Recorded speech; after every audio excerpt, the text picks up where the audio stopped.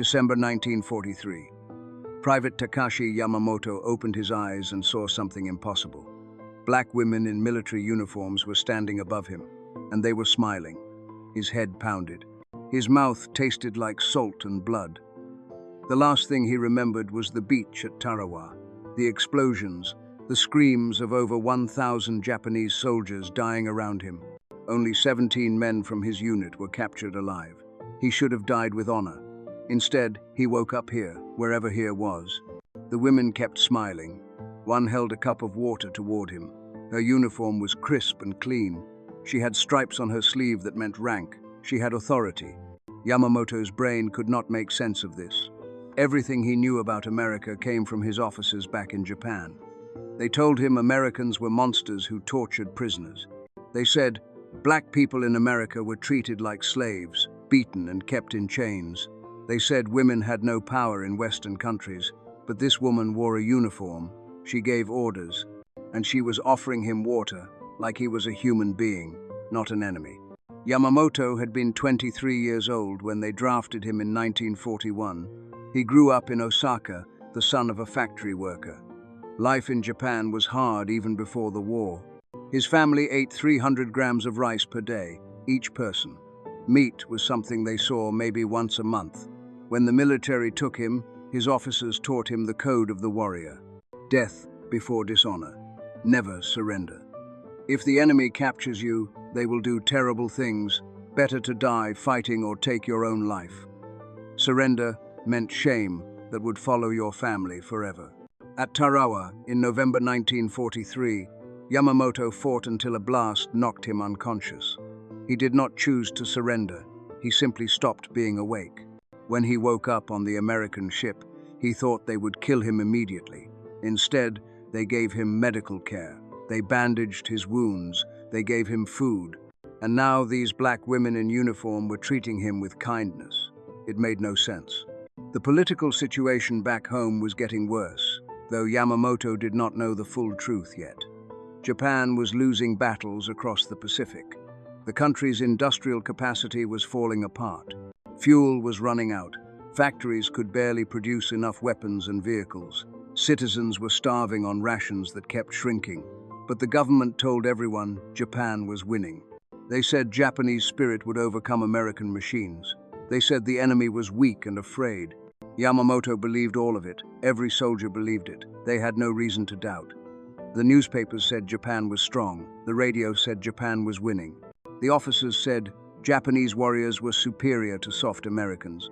And most importantly, they said Americans were racist devils who would torture any Japanese prisoner.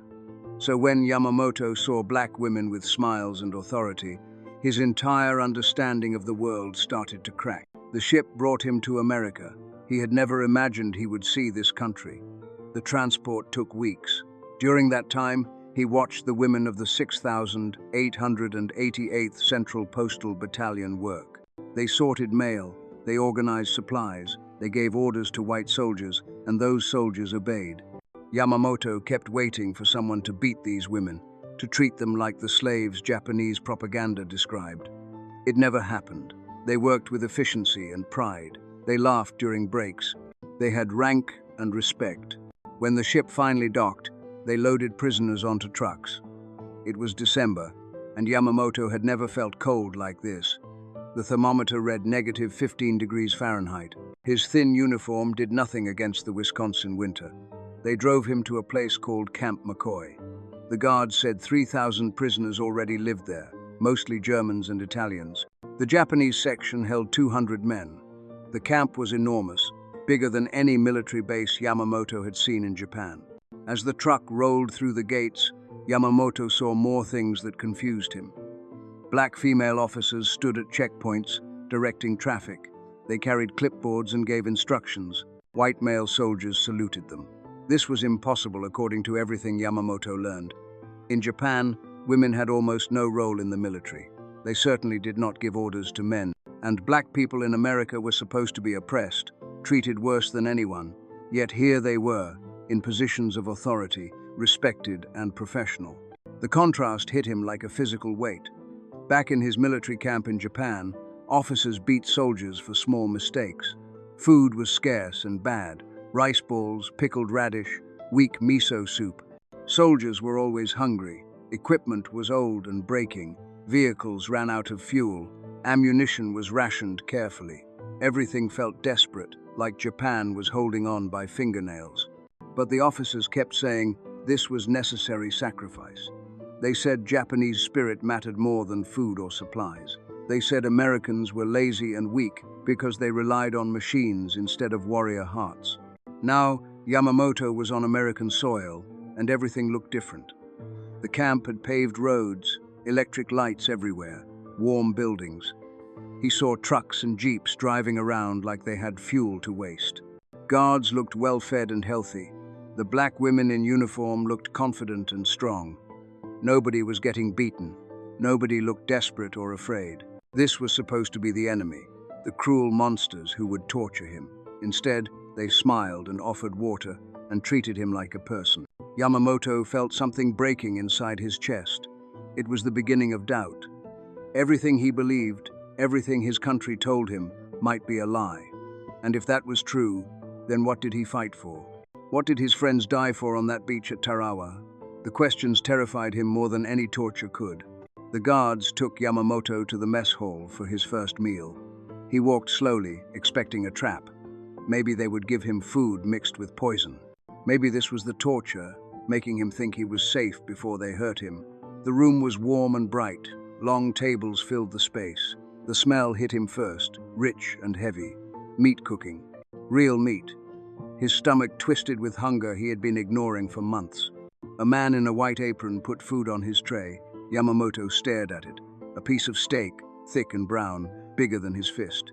He guessed it weighed 12 ounces, maybe more. Potatoes covered in butter. Green beans, still hot and steaming. White bread, soft and fresh. A glass of milk. A cup of coffee. This was more food than he ate in 3 days back in the Japanese military. His last meal as a soldier had been one rice ball, some pickled radish, and weak miso soup that tasted like hot water with salt. He sat down and waited. Other Japanese prisoners ate carefully, like they also expected poison, but nobody died. Nobody even got sick. Yamamoto picked up his fork. The steak was tender and juicy. The potatoes melted in his mouth. He had not tasted butter in 2 years. He ate everything on his tray and felt full for the first time since before the war. Then he felt angry. Why did the enemy eat better than Japanese soldiers? Why did prisoners get more food than the men fighting for Japan? The next morning, they fed him again. Eggs, bacon, toast, orange juice. Another full meal, and again at lunch, and again at dinner, every single day. He learned the camp gave prisoners 2,800 calories daily. Back in the Japanese military, soldiers got maybe 1,500 calories on good days. Yamamoto started to think this was not a trick. This was just how Americans ate. They had so much food they could feed their enemies better than Japan fed its warriors. One day, a guard took him to see the kitchen. Yamamoto walked through the doors and stopped breathing. The room was huge, bigger than any kitchen he ever imagined, machines everywhere. A steam-powered dish sanitizer cleaned plates automatically. Electric refrigerators lined the walls, each one holding 500 pounds of meat. In Japan, soldiers washed dishes in cold water with sand. Food spoiled constantly because there was no way to keep it cold. But here, machines did everything, and they had electricity to spare. A truck pulled up outside with a red logo on the side. Coca-Cola. Workers unloaded crates of glass bottles, 144 bottles in each delivery. The truck came every week. Yamamoto had heard of Coca-Cola but never tasted it. In Japan, sugar was rationed so strictly that candy was a distant memory. These Americans gave soda to prisoners like it was nothing special. On Sundays, the mess hall served ice cream, 3 flavors: vanilla, chocolate, strawberry. Prisoners could choose which one they wanted. Yamamoto picked chocolate the first time and almost cried. Japan did not have ice cream for regular citizens even before the war. America gave it to enemy soldiers. Staff Sergeant Dorothy Johnson worked in the mailroom. She was one of the black women from the 6,888th Battalion that Yamamoto saw on the ship. Her job was managing prisoner mail distribution, making sure letters got to the right people. One morning, she greeted him with a smile. "Morning, soldier." Letter from home? She called him soldier, not prisoner, not enemy, just soldier. Yamamoto could barely speak English, but he understood respect in any language. What confused him most was how other soldiers treated her. White officers saluted Sergeant Johnson. She outranked them. She gave orders and people followed. She drove military vehicles. She had education and training. Japanese propaganda said black people in America were treated like slaves, beaten, and kept lower than everyone else. But Sergeant Johnson had power. She had dignity. She was free in ways Yamamoto never felt free, even before he was captured. Nothing made sense anymore. Red Cross packages arrived once a week, chocolate bars from a company called Hershey, cigarettes called Lucky Strike, soap and toothpaste and other toiletries. Back home, Yamamoto's family could not get soap. They made their own from wood ash and animal fat when they could find any fat at all. Here, the enemy gave prisoners factory-made soap that smelled like flowers. The camp also showed movies every week. They had sports equipment, balls and bats and nets. A library held over 300 books. Japanese propaganda said Americans tortured prisoners. The reality was they gave prisoners entertainment and comfort. The guards assigned Yamamoto to a work detail in a nearby town. They loaded prisoners onto a truck and drove 15 minutes. Yamamoto pressed his face to the window and watched. Every road was paved, smooth black asphalt with white lines painted down the middle. Cars everywhere, regular people driving wherever they wanted, electric street lights on every corner. Back in Osaka, most roads were dirt. Cars were rare. Only rich people and government officials had them. Electricity only reached the main districts. This small American town had more infrastructure than major Japanese cities. They stopped at a factory. The supervisor said this plant made jeeps for the military. Yamamoto walked inside, and his legs felt weak. An assembly line stretched the length of the building. Workers at each station added parts. The line moved constantly. Machines helped with the heavy lifting. The supervisor said they produced 50 jeeps every single day. Yamamoto did math in his head. 50 jeeps per day meant over 18,000 jeeps per year from this one factory. Japan's entire vehicle production for all of 1943 was less than 2,000 total vehicles. This one American factory made more than his whole country. That night, Yamamoto lay in his bunk and thought about everything he saw. The food, the machines, the kindness, the efficiency. Japan told its soldiers that Japanese spirit would overcome American material wealth. They said warrior hearts mattered more than supplies. They said Americans were soft and lazy because they used machines instead of fighting with pure determination. But Yamamoto understood now. Spirit does not feed soldiers. Spirit does not build planes or trucks. Spirit does not win wars when the enemy has 10 times more of everything. He thought about Sergeant Johnson and the other black women in uniform. They smiled at him every day. They treated him with humanity. Japan said these people were oppressed and powerless, but they had more freedom and respect than Yamamoto ever experienced in his own military. His officers beat soldiers for small mistakes. They gave orders through fear. American officers led through example and respect. Everything was backwards from what he learned. The lies were so big he could not see around them anymore. December 25th arrived cold and bright. Christmas Day. Yamamoto did not celebrate this holiday in Japan, but the Americans made it special for everyone in the camp, even prisoners. The guards decorated the mess hall with colored paper and pine branches. They played music from speakers. The smell of roasting meat filled the air hours before lunch. Yamamoto and the other Japanese prisoners walked into the mess hall and stopped moving. They could not believe what they saw. Tables held huge roasted turkeys, 20 pounds each, enough for 10 men per bird. Cranberry sauce in bowls, bright red and sweet. Mashed potatoes in mountains, covered with brown gravy. Stuffing with herbs, green beans with almonds, rolls with butter, and pie, pumpkin pie with whipped cream on top. Yamamoto had never seen this much food in one place. Back home, his family would be eating thin rice soup if they were lucky. His mother would be trying to make 1 cup of rice feed 4 people. His father would be working at the factory on Christmas. Not that Christmas meant anything in Japan, eating his ration of rice and pickled vegetables. The guards invited a choir to perform. Women from the 6,888th Battalion walked to the front of the room. Sergeant Johnson stood in the middle. They wore their dress uniforms, neat and proud.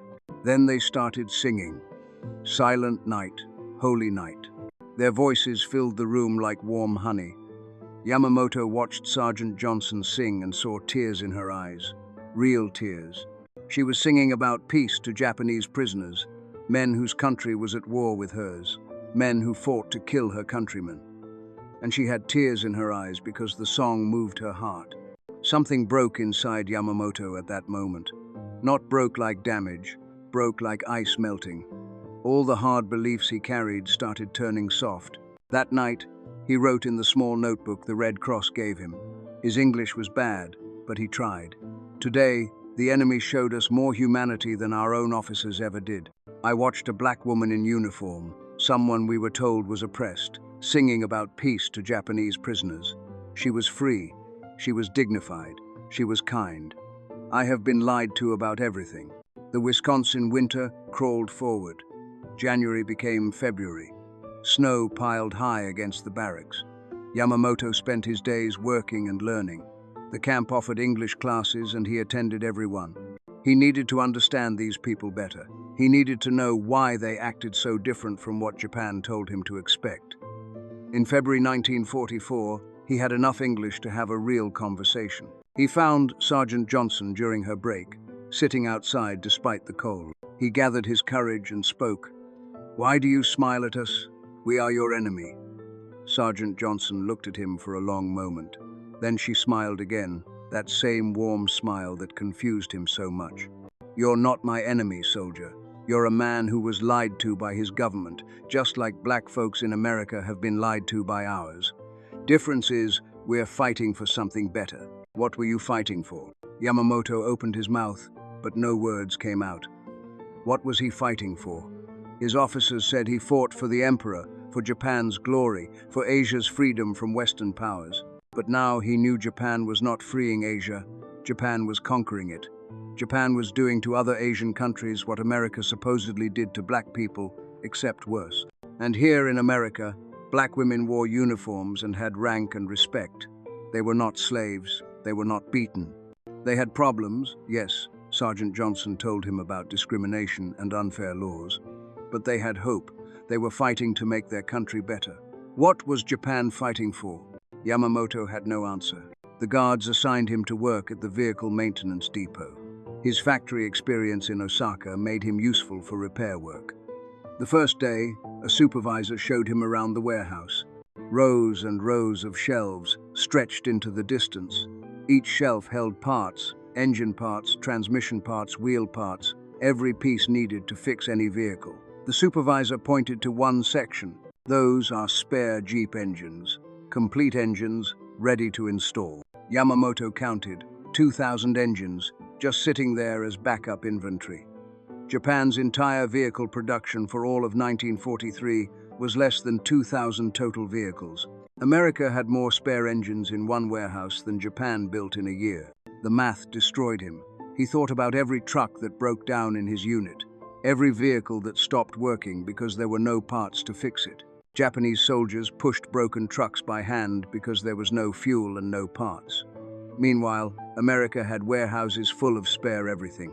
This was not even a main depot. This was just one small supply warehouse at one prisoner camp.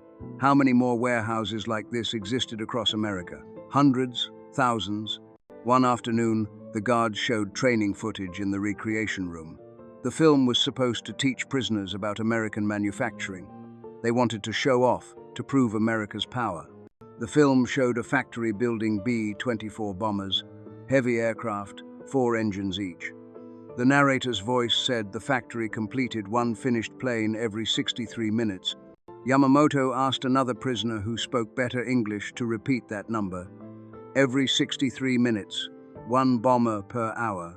The camera showed the assembly line, workers everywhere, machines lifting heavy parts, electricity powering everything.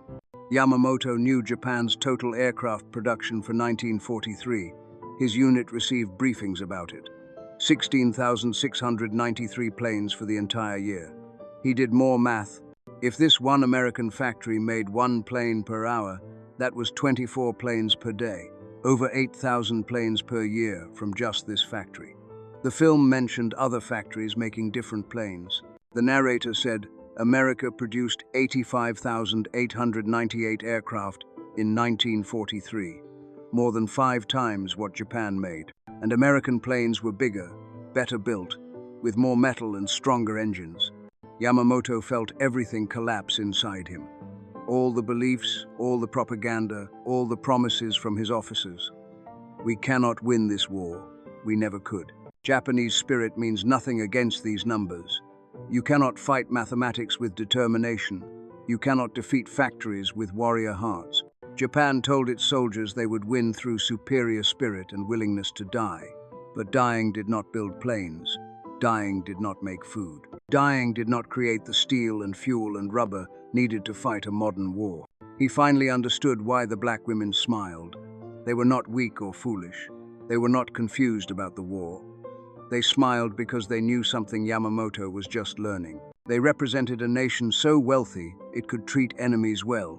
A nation so powerful it did not need to be cruel. A nation diverse enough to give authority to women of color. A nation confident enough to show abundance instead of hiding scarcity. The women smiled because America had already won. Not just the battles, not just the war. They won the argument about which kind of society could survive and thrive. That night, Yamamoto wrote another note in his journal. A country that can afford to be kind to its enemies is a country that has already won. Japan confused brutality with strength.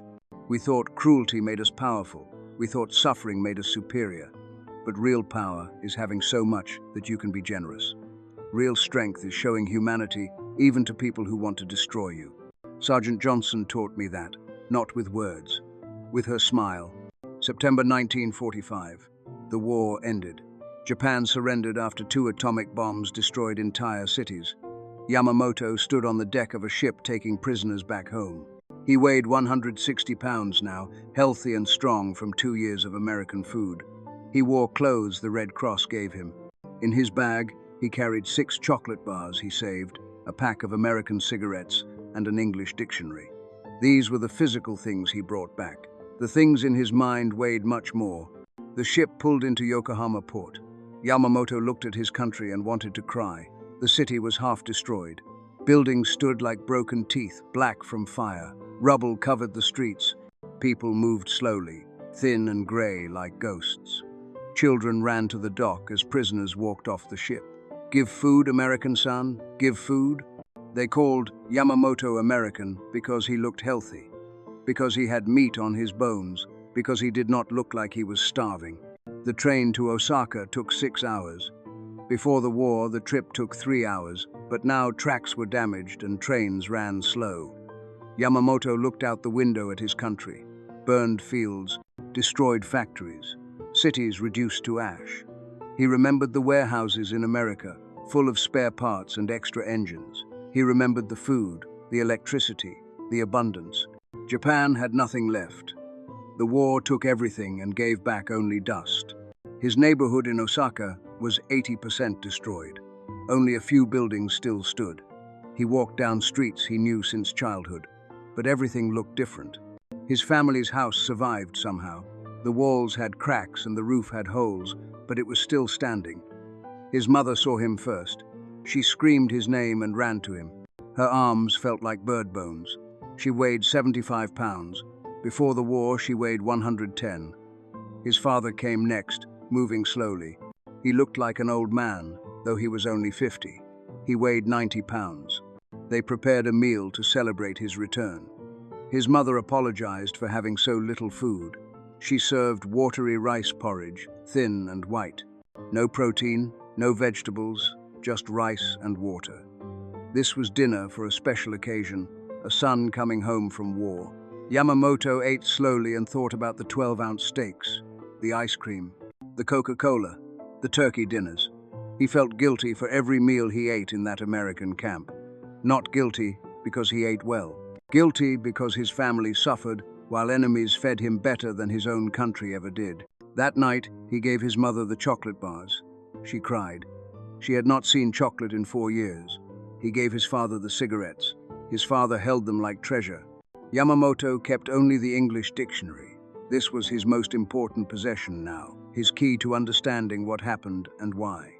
The weeks passed. Yamamoto tried to find work. Jobs were scarce. The economy was destroyed. American occupation forces controlled everything. He saw American soldiers everywhere, giving food to children, helping rebuild. They were not cruel conquerors. They were organized and efficient. They brought supplies and medicine. Once again, the enemy showed more humanity than Yamamoto expected. Once again, everything Japan told him was wrong. In 1950, 5 years after the war ended, Yamamoto became an English teacher. Schools were opening again. Japan needed people who spoke English to help with reconstruction and trade. Yamamoto's time in the prison camp made him valuable. He spoke English with an American accent. He understood American culture. He got a job at a high school in Osaka, teaching teenagers who were born during the war. On his first day of class, students asked him where he learned English. He told them the truth. I learned from a black American woman named Sergeant Dorothy Johnson. I was a prisoner of war. She worked at the camp. She had every reason to hate me. My country attacked hers. My military killed American soldiers. But she showed me kindness instead. She smiled at me. She taught me that real strength is not about cruelty. Real strength is having so much that you can be generous, even to your enemies. That is what I want to teach you. The students listened with wide eyes. Most of them never heard a teacher talk like this. Japanese education after the war was supposed to forget the past, look only forward. But Yamamoto believed forgetting was dangerous. He told his students about the food, the machines, the abundance. He told them about watching black women in uniform give orders to white soldiers. He told them about the factories that made 50 jeeps per day. He wanted them to understand why Japan lost. Not because Japanese people were weak or inferior. Japan lost because the government lied about everything. Yamamoto never forgot Sergeant Johnson's question. What were you fighting for? It haunted him for years. In 1960, 15 years after the war, he wrote a letter to the United States Army. He asked if they could help him find Sergeant Dorothy Johnson from the 6,888th Central Postal Battalion. He wanted to thank her properly. He wanted to tell her what her smile meant to a confused prisoner who thought he would die. The army never responded. He did not know if she was still alive, if she stayed in the military, if she ever knew how much she changed one Japanese soldier's life. In 1975, Yamamoto wrote a memoir. He published it in Japanese with the title, Smiling in Uniform, What an Enemy Taught Me About America. The book sold well. Many former soldiers read it and wrote him letters. They said they had similar experiences. They said American prison camps treated them better than their own military. They said the contrast broke their faith in everything they believed. Yamamoto's book gave them permission to talk about it. He raised his children with new values. Question authority, he told them. Seek truth, even when truth is uncomfortable. Do not trust propaganda. Judge nations by how they treat people who have no power. Measure strength by kindness, not cruelty. His children grew up different from his generation. They thought for themselves. They demanded honesty from their government. In 1980, a journalist interviewed Yamamoto for a documentary about the war. He was 60 years old then, gray-haired and wrinkled. The journalist asked him what he learned from being a prisoner. Yamamoto thought for a long moment. Then he spoke. In Japan, we were taught that surrender was death, that our enemies were monsters, that our racial superiority would bring victory. Then I met Sergeant Dorothy Johnson, a black woman in an American uniform who smiled at me when she had every right to hate me. She showed me that power is not about cruelty. Real power is having so much that you can afford to be generous. Japan lost because we confused brutality with strength. America won because they understood the difference. The women who smiled at me were not weak. They were proof that America had already won, not just the war, but the argument about what kind of society could survive. The journalist asked one more question.